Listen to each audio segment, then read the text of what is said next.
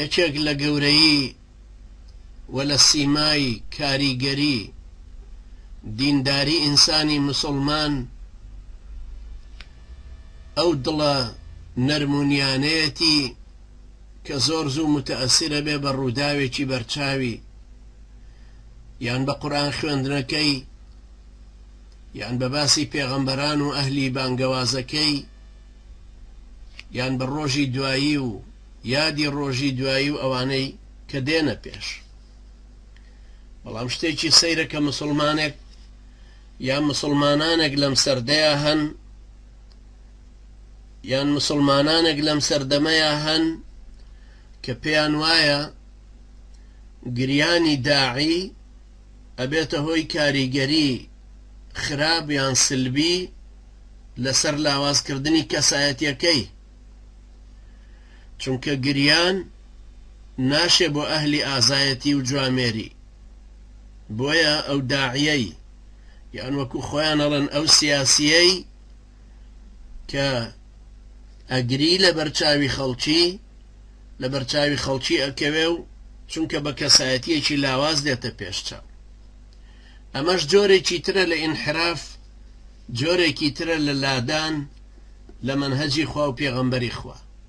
ئەمەش جۆرێکی ترە بۆ تەنازولکردن بۆ ئەو واقعەی کە ئەهلی جاهیلیەت فەرزیان کردووە لەسەر مسلمانان.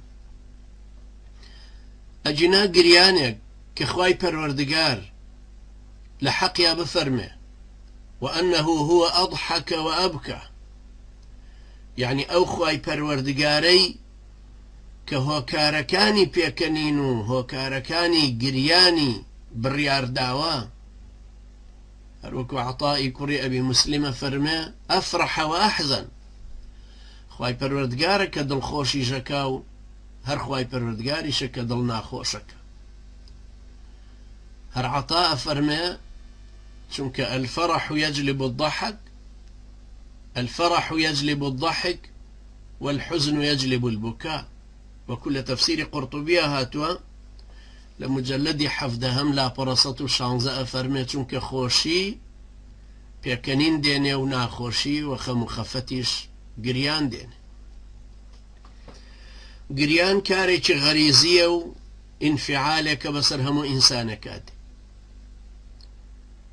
وأجر هاتو لمرجي شرعي خويابون بعبادة حساب. پیغمبرین آزار عليه الصلاة والسلام فرمي وكل بخاري ومسلم إن الله لا يعذب بدمع العين ولا حزن القلب ولكن يعذب بهذا، وأشار إلى لسانه أو يرحمه.